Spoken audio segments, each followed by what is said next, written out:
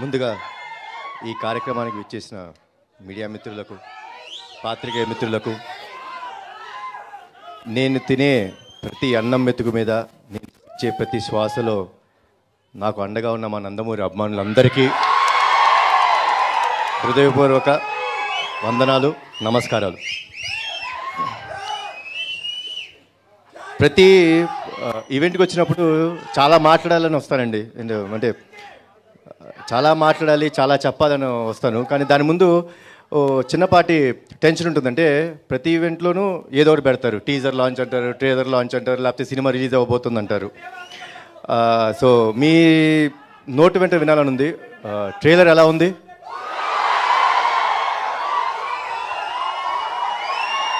నచ్చిందా?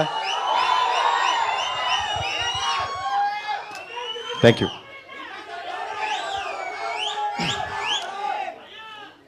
నేను బింబిసార అప్పుడు చెప్పాను మీ అందరికీ, మంచి కంటెంట్ ఉండి, మంచి కథనం ఉండి, మంచి కథతోని దాన్ని విజువల్ స్పెక్టాక్యులర్ చేయగలిగితే డెఫినెట్గా ఆడియన్స్ వచ్చి సినిమాని చూస్తారు, దాన్ని ఆదరిస్తారు అని అన్న మాటని మీరందరూ ప్రూవ్ చేశారండి. Thanks a lot once again.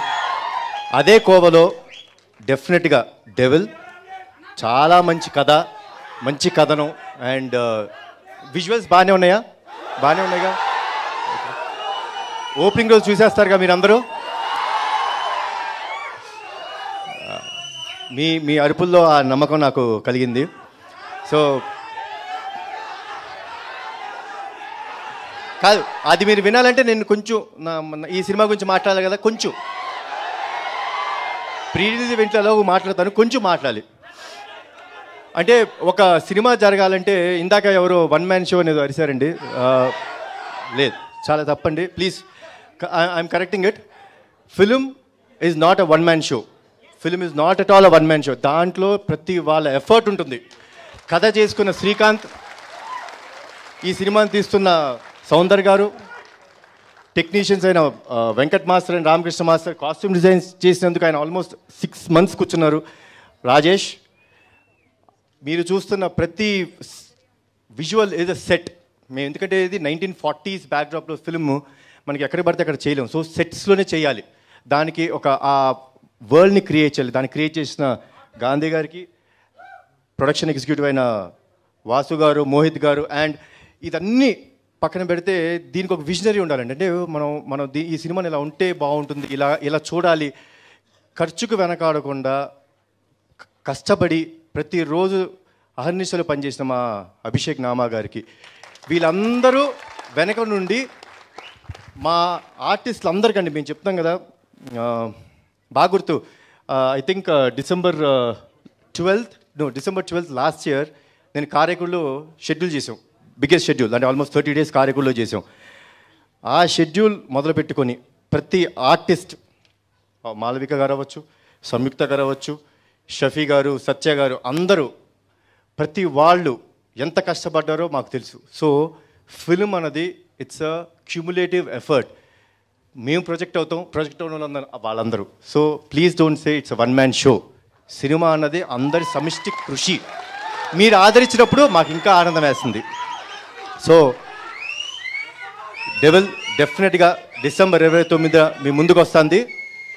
100% నా మాట తీసుకోండి, రాసుకోండి, చాలా బాగుంటుంది. మీకు కావాల్సిన కమర్షియల్ ఆస్పెక్ట్స్ అన్నీ ఉంటాయి, కొత్త కథగా ఉంటుంది. తర్వాత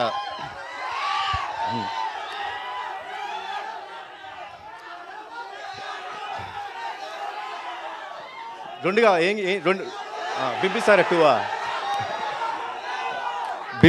2 మీకు ఏప్రిల్ కానీ మే కానీ 2024 నుంచి మొదలవుతుంది. అదొకటి. తర్వాత తమ్ముడు సినిమా దేవరా,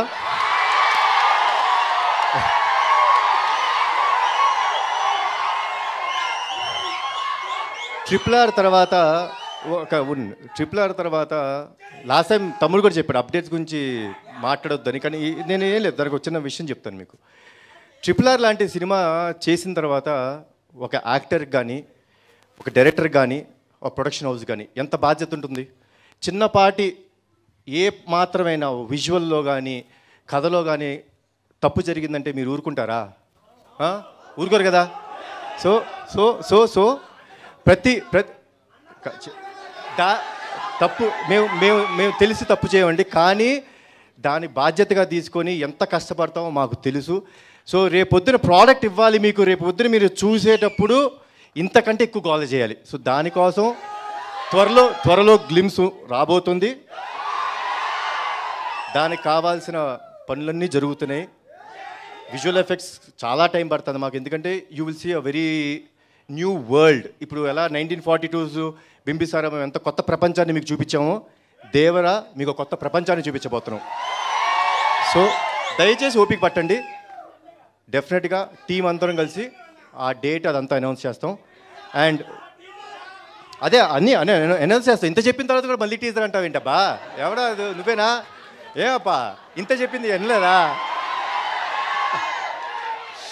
యా, సో త్వరలో వస్తుంది. అండ్ డిసెంబర్ 29న డెవిల్ చూడండి. డెఫినెట్గా మీరు హ్యాపీగా ఫీల్ అవుతారు. జై ఎన్టీఆర్, జై జై ఎన్టీఆర్, జై Harikrishna. Thank you. Thank you Kalyan Ram గారు, thank you so much. And team అందరికీ కూడా wish you good luck. S Abhishek Nama గారికి all the very best. Team అందరికీ congratulations once again for the trailer. Dialogue okay, అంటే ఇవాళ ట్రైలర్లో చూసాం కదా, ప్రీ రిలీజ్లో డైలాగ్ విందాం మనము. సో ఇంకా డైలాగ్ వినాల్సిందే, తప్పదు. నాకు చాలా ఇష్టమైన డైలాగ్ అండి ఇది, ఎందుకంటే నా పర్సనల్గా నన్ను టచ్ చేసిన డైలాగ్. నేను పర్సనాలిటీలో అలానే ఉంటాను, మొహమాట లేకుండా చెప్తాను, అలానే ఉంటాను. విశ్వాసంగా ఉండటానికి, విధేయతతో బతికేయడానికి కుక్కని అనుకున్నావరా లయన్?